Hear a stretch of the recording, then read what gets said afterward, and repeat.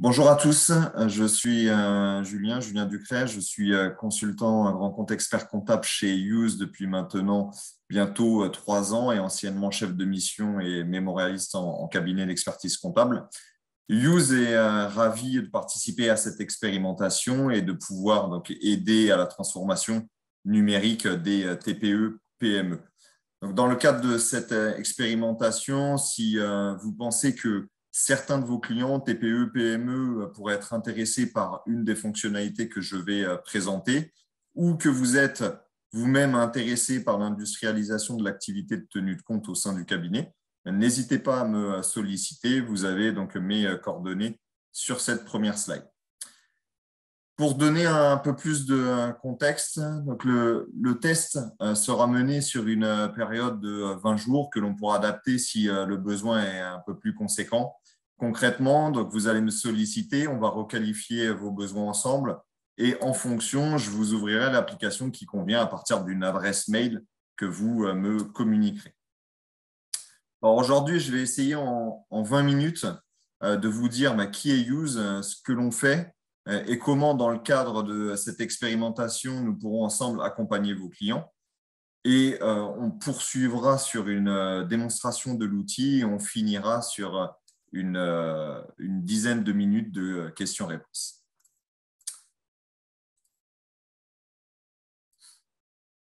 Alors, qui est Use? Pour recontextualiser un peu les choses, Use, c'est une société qui appartient au groupe Use ITsoft, avec qui elle partage donc le capital technologique.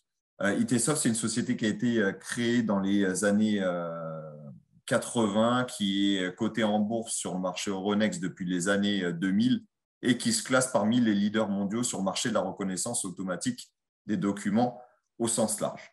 Quant à Use à proprement parler, c'est une société française indépendante de tout éditeur qui est née dans le cloud en 2010.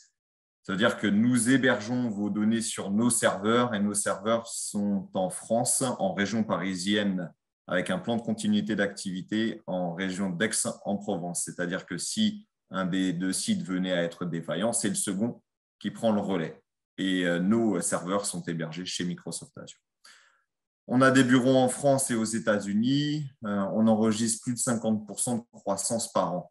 Use, c'est plus de 1000 cabinets d'expertise comptable qui utilisent notre solution pour plus de 4000 clients au total, donc environ 3000 clients business.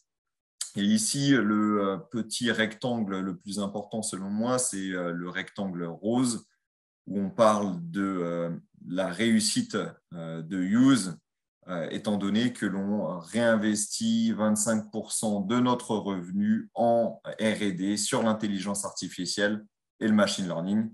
Et cela nous permet de garder donc une longueur d'avance sur la concurrence. Alors, sur cette slide, on parle d'une solution donc, Use reconnue, recommandée et utilisée par l'écosystème comptable mondial.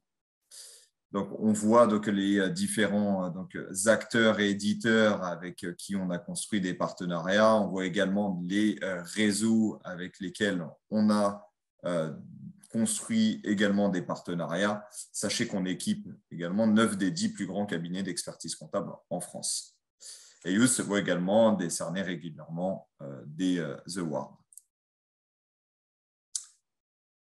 Ici, on parle de l'écosystème comptable et plus particulièrement donc, des éditeurs et intégrateurs d'outils comptables avec lesquels on communique et pour lesquels on a construit des partenariats techniques et ou commerciaux. Alors, Use est pure player sur le marché et indépendant de tout éditeur, comme évoqué sur la première slide, ce qui nous permet de développer sans limite des connecteurs pour communiquer avec les autres outils de l'écosystème. Et on a en interne toute une équipe de développeurs en charge de l'interopérabilité avec les autres outils du marché. À ce jour, nous proposons plus de 250 connecteurs vers les outils du marché, dont tous les plus gros acteurs. Use, c'est 2 applications bien distinctes. Une application qui s'appelle Use Expert, qui est dédiée à industrialiser votre activité de tenue de compte à travers la dématérialisation et l'automatisation de la saisie comptable. Donc ça, c'est la première application. La deuxième application, c'est Use Business. Use Business qui va vous permettre à vous, cabinet d'expertise comptable, de développer de nouvelles missions autour du digital. Et c'est une application qui va répondre à des besoins donc, clients sur la dématérialisation de leur processus achat. Un exemple de mission que vous pourriez proposer, c'est l'accompagnement de l'entreprise dans sa transformation digitale. C'est d'ailleurs le thème de l'expérimentation d'aujourd'hui. Et vous pourriez donc proposer une refonte de ces processus achats, donc des processus achats de votre client. Par exemple, pour faire passer l'entreprise d'un circuit de validation des factures papier à un circuit de validation des factures dématérialisées. Et tout ça en vous servant et en vous appuyant sur l'outil Use Business. Tous les plus grands cabinets d'expertise comptable utilisent cette possibilité qu'offre Use pour développer leur mission sur le digital. Donc, comme je viens de vous l'indiquer, Use, c'est deux outils, un outil Use Expert, un outil Use Business. Voici sur cette slide le schéma du périmètre fonctionnel de Use Expert. Donc, comme indiqué précédemment, l'objectif avec cet outil, c'est d'industrialiser l'activité de tenue de compte et d'en faire une plateforme collaborative client-cabinet. Pour ce faire, vous n'allez pas vous contenter d'automatiser la saisie comptable, mais bien d'automatiser chacune des étapes présentes à l'écran, donc de la capture jusqu'à l'export. Chez Use, on propose une capture omnicanal, c'est-à-dire que tous les moyens de capture qui existent sur le marché, on est capable de vous les proposer. Une fois le document capturé ou collecté donc, dans l'outil, il est immédiatement, c'est-à-dire dans la foulée, lu, analysé, traité par notre intelligence artificielle. Ce qui va nous permettre de récupérer sur le document toutes les informations nécessaires pour vous proposer une écriture comptable intelligente. Donc, on vous propose une écriture comptable intelligente et le collaborateur comptable ou le comptable, lui, va se contenter de contrôler l'écriture intelligente comptable donc proposée par Use. Donc, c'est l'étape d'enregistrement qui est proposée à l'écran. Donc, l'objectif, c'est de l'automatiser un maximum et d'assurer des contrôles minimums. Puis, finalement, une fois que le comptable a procédé à cette étape, il a la possibilité d'envoyer dans l'outil de production l'écriture comptable associée à la facture. Sur ce schéma, vous voyez une brique complémentaire, une brique paiement, parce que vous savez que depuis la loi Pacte, vous avez la possibilité de régler les factures fournisseurs de vos clients. Mais vous n'aviez pas forcément d'outils à votre disposition qui vous permettaient d'accomplir cette mission dans de bonnes conditions. Donc, nous, chez Use, on s'est dit, ce qui serait bien, c'est d'ajouter un mini-circuit de validation entre le cabinet comptable et le gérant de l'entreprise. Donc, une fois que le collaborateur comptable a effectué l'enregistrement et donc le contrôle de la saisie comptable dans Use, le document, donc la facture, va chez le gérant de l'entreprise qui, lui, va valider le paiement. Et le paiement, ensuite, peut être généré via un export CEPA, donc par le gérant de l'entreprise, ou bien par le collaborateur comptable en fonction de ce qui a été défini dans la lettre de mission avec le client. Donc, possibilité de régler les factures fournisseurs de vos clients et de mettre en place un mini-circuit de validation. Une fois le processus traité et les écritures et factures envoyées dans votre outil comptable, grâce à l'intelligence artificielle, les documents restent stockés dans la JET de Use et vos clients ou collaborateurs pourront rechercher un document grâce à une recherche très puissante à la Google, combinée éventuellement d'une recherche par critère au pluriel. Alors, c'est une recherche très puissante car Use va stocker dans sa base de données tous les mots et tous les chiffres présents sur tous les documents importés dans Use, ce qui vous permettra, en tapant un mot dans la barre de recherche, par exemple, stylo, de retrouver tous les documents qui contiennent ce mot stylo et peut-être affiner le résultat de votre recherche avec un critère comme la date. Donc ça, c'était le schéma Use Expert. Voici maintenant le schéma Use Business. Donc on peut partir du principe, pour simplifier les choses, que Use Business, c'est une version expert, mais avec des modules complémentaires correspondant à des besoins en entreprise que l'on ne retrouve pas en cabinet sur l'activité de tenue de compte. Comme le montre ce schéma, on voit que Use va être capable d'automatiser toutes les étapes du processus achat, donc depuis l'expression d'un besoin jusqu'au règlement de la facture fournisseur.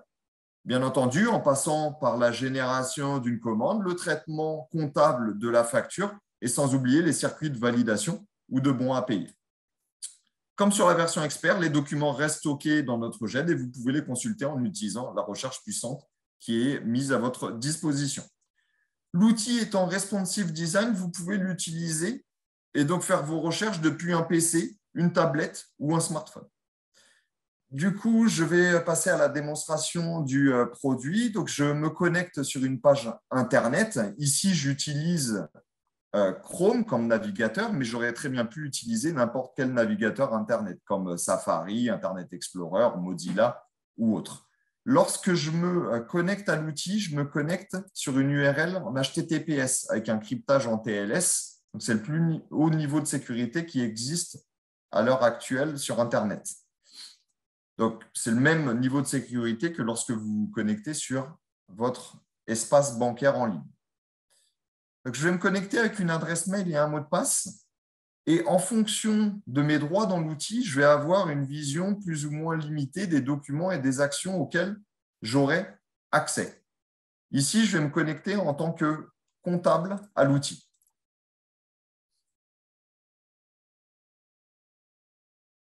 Donc, j'arrive le matin sur mon poste informatique et je vois que j'ai 33 nouveaux documents qui sont tombés de manière automatique pendant la nuit. Et le comptable va avoir les yeux rivés sur la petite vignette des documents complets, étant donné que les documents complets, c'est des documents pour lesquels Use a récupéré de manière intelligente toutes les informations permettant d'enregistrer comptablement le document automatiquement. Ici, dans mes tâches, je suis sur mon tableau de bord qui est entièrement personnalisé et donc personnalisable. On peut personnaliser les couleurs, on peut personnaliser les vignettes qui nous intéressent. On peut également personnaliser le tableau que vous voyez à l'écran en ajoutant ou en enlevant des critères en fonction de mes besoins et je peux même éventuellement les déplacer dans le tableau. Donc, j'ai déplacé ici ma date de document. Voilà, elle se retrouve donc maintenant en 1, 2, 3, 4e position. J'ai à gauche mon portefeuille de dossier, donc avec ma vision en tant que comptable, c'est-à-dire que l'associé, lui, aura donc une vision globale du portefeuille de son cabinet, alors que le collaborateur aura la vision de son propre portefeuille. Donc, je peux travailler avec une vision globale ou bien je peux appliquer un filtre par organisation pour me placer sur une organisation en particulier, donc comme l'organisation No Touch. Et je vois que je suis sur mon organisation No Touch. J'ai 10 documents qui sont tombés pendant la nuit, dont 10 documents complets. Super. En tant que comptable, j'ai cliqué sur ces documents complets et je vais donc les visualiser un par un, finalement contrôler l'enregistrement comptable proposé de manière intelligente par l'outil. Donc, je vais avoir, en cliquant sur ce petit rond rose, la copie de la facture à droite et ensuite toutes les données reconnues automatiquement sur le document en bas de page. Une fois que j'ai mené mon contrôle, je viens sélectionner tous mes documents en masse, sauf un que je vais conserver parce que je veux l'analyser plus en détail. Et je vais cliquer sur Terminer automatiquement, ce qui vaut enregistrement comptable dans Use. Ce qui fait que tous ces documents vont basculer de mes tâches à mes exports. D'accord? C'est le principe des vases communicants. Donc, on ne les retrouvera plus dans mes tâches, mais on les retrouvera dans mes exports prêts à être exportés vers l'outil de production comptable. J'ai conservé un document, c'est mon document Carrefour, parce que j'avais besoin de rentrer un peu plus dans le détail sur ce document. Donc, j'arrive sur ce masque. Et sur ce masque, je vais avoir à droite copie de la facture, à gauche les données reconnues automatiquement sur la facture. D'ailleurs, si je me place sur une zone, on voit que sur l'outil, enfin sur la facture, elle est identifiée en étant surlignée en jaune. Donc pour un contrôle rapide, c'est assez simple.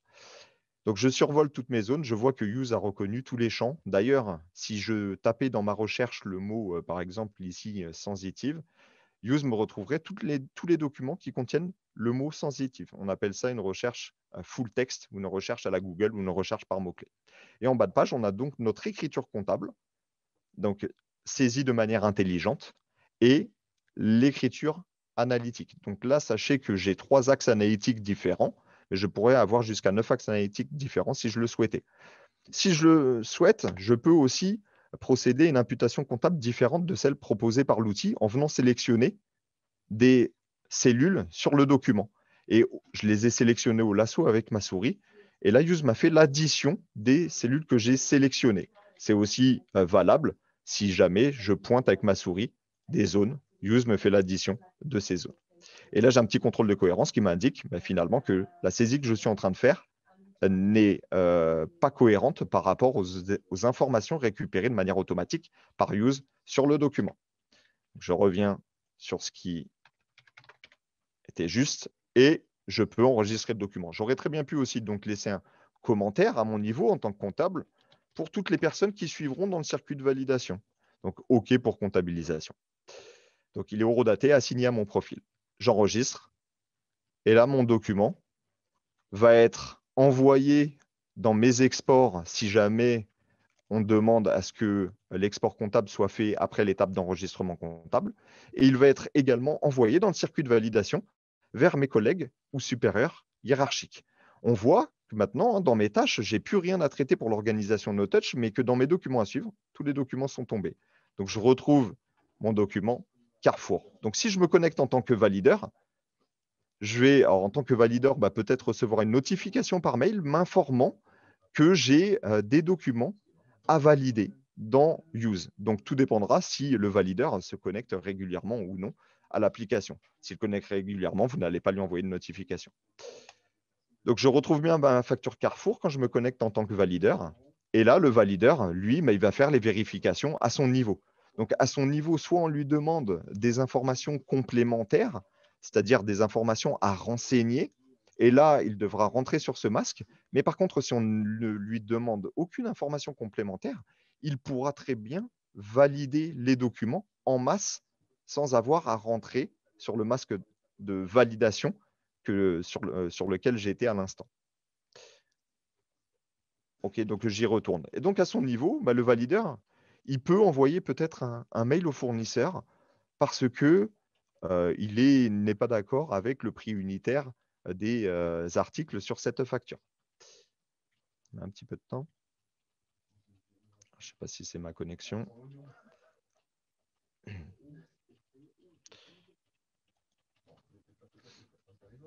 Alors, j'espère que... Non, ce n'est pas un bug. OK, donc je tape n'importe quelle adresse mail que je peux donc saisir à la volée ou chercher dans une liste d'adresses mail dans l'outil. J'ai déjà un message qui est pré-rempli et je joins la pièce, donc en l'occurrence la pièce Carrefour. Et j'envoie donc mon mail au fournisseur depuis l'interface Use. Je vais donc indiquer que je bloque ce document pour une raison en litige, par exemple. Donc, toutes les raisons qui sont ici sont modifiables à souhait et peut-être ajouter un commentaire en attente, réponse, mail, fournisseur. Pour que les personnes qui ont du visuel sur ce document puissent voir pourquoi le document a été bloqué. Donc maintenant, en tant que valideur, je vois que j'ai plus que 3 documents complets et un document bloqué. C'est la facture Carrefour que je viens de bloquer à l'instant. Donc imaginons qu'on ait plus de résultats dans ces documents bloqués et que j'ai du visuel sur ces derniers, donc en tant qu'associé ou DAF si je me place en entreprise. Je vais pouvoir, avec la colonne signalement, voir pour quelle raison le document est bloqué, donc en l'occurrence un litige, et en survolant la ligne, voir qui a bloqué le document. On voit qu'il a été bloqué par Julien Ducret. Donc, je reviens en tant que valideur sur le document parce que j'ai reçu une réponse du fournisseur par mail, d'ailleurs que je peux intégrer à l'outil et ensuite venir rechercher le mail dans une liste de documents. Alors, je ne l'ai pas le mail, mais c'est simplement pour vous montrer comment on lit plusieurs documents ensemble. Donc, je fais lier ici Et maintenant, j'ai des documents satellites qui sont attachés à mon document principal. Donc, on peut aussi partir du principe que le document satellite, ça peut être un devis, ça peut être un bon de commande, ça peut être un mail, comme je suis en train de l'expliquer. Et là, dès lors que je suis en phase, je vais venir ôter mon blocage, peut-être laisser un commentaire comme celui qu'avait laissé le comptable, OK pour validation. Et je vais donc valider mon document. Mais avant de le valider, je voulais vous dire qu'à cette étape, vous pouviez renvoyer le document à l'étape ou aux étapes précédentes. Vous pouviez transférer le document vers un autre valideur parce que vous n'êtes pas forcément le valideur de ce document, ou bien donc le valider. Et enfin, avant de le valider, je voulais vous montrer l'historique. Donc, toute personne qui a des droits sur ce document pourra consulter donc l'historique du document et voir donc toutes les actions qui ont été menées sur ce document, dont l'envoi du mail que je viens de faire, donc avec le corps du message, et on voit aussi également la liaison des documents. Donc là, on voit que le document il est disponible pour être traité par monsieur le valideur. Donc ça, c'est la piste d'audit au format simplifié, mais vous pouvez également la consulter au format légal, qui devrait donc apparaître normalement. Mais là, si elle n'apparaît pas, c'est que dans mon outil de démo, ça crée une incohérence. Je reviens donc sur mon document et je peux donc le valider. Et ce document va poursuivre éventuellement son circuit de validation si jamais il y a plus d'étapes, ou bien être traité dans Use et stocké dans notre GED. Donc stocké dans notre GED, c'est-à-dire qu'à partir de cette barre de recherche, vous allez pouvoir retrouver donc la facture Carrefour traitée à l'instant. Je voulais donc partir d'un mot existant dans plusieurs documents, le mot moniteur. On voit qu'ici, j'ai 6 résultats, c'est-à-dire que tous ces documents contiennent le mot moniteur. Mais si vous souhaitez affiner votre recherche, vous pouvez très bien combiner donc, cette recherche full text avec une recherche par critère en ajoutant, par exemple, la date du document, une période contextuelle et Julien, l'année. il vous reste 4 minutes. Super, merci Mad. Année précédente. Je lance ma recherche, je vois que je n'avais pas de moniteur l'année précédente. Le résultat, alors je reviens en arrière, le résultat de votre recherche, vous avez la possibilité de l'exporter sur Excel pour le retravailler à des fins de gestion. Sur Use, quand votre client ou quand vous-même souscrivez à Use, vous n'êtes pas laissé seul sur l'outil. Vous avez ici un centre d'aide qui vous permet donc de consulter donc une foire aux questions et différents tutoriels sur l'outil. Vous avez également les Use University. Les Use University, c'est tout un cursus de formation pour les nouveaux utilisateurs sur différentes thématiques. Ce sont des formations qui sont dispensées en live et qui reviennent une fois par mois. Et si jamais vous n'avez pas la possibilité de consulter ces formations en live, vous pouvez aussi le faire en replay. Et à ce niveau, vous avez le chat pour communiquer avec notre service support.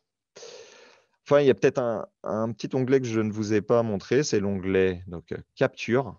Donc, en gros, en amont de mes tâches, parce que les onglets ici sont présentés dans l'ordre, Capture, mes tâches, mes exports. Et les statistiques, c'est les statistiques de l'utilisation de l'outil pour éventuellement améliorer vos performances sur l'outil en consultant ces différents indicateurs clés. Donc, je reviens sur l'onglet Capture. Donc, comme je l'ai préconisé dans les 2 schémas que j'ai montrés tout à l'heure, l'objectif, c'est d'automatiser cette étape de capture. Donc, chez Use, on propose une capture omnicanal, c'est-à-dire que tous les moyens de capture qui existent sur le marché, on est susceptible de vous les proposer. Donc, ensuite, à vous de choisir les moyens de capture les plus adaptés à vos besoins donc en tant que cabinet ou aux besoins de vos clients. Maintenant, ce que je voulais vous montrer ici sur cette capture, c'est la proposition de découpage. Quand vous intégrez un lot de factures, donc vous avez vos pièces papier, vous devez les numériser, mais vous n'allez pas les numériser une par une, vous allez numériser un lot. Use vous propose de manière intelligente de découper ce lot de factures. Donc vous allez arriver sur ce masque de découpage intelligent Vous allez donc contrôler le découpage intelligent effectué par la machine. On voit qu'il a découpé donc toutes les factures disponibles dans ce lot. Il a supprimé les pages blanches. Mais si vous souhaitez faire un découpage différent, il suffit de vous positionner entre 2 feuilles dans l'outil. Et si vous avez fait une erreur, vous revenez en arrière. Si vous souhaitez supprimer une page inutile, vous pouvez le faire en la sélectionnant et en cliquant sur la corbeille. En venant valider ici, vous allez découper ce lot de factures en autant de lignes, en autant de factures qu'il existe de lignes de découpage rose à l'écran.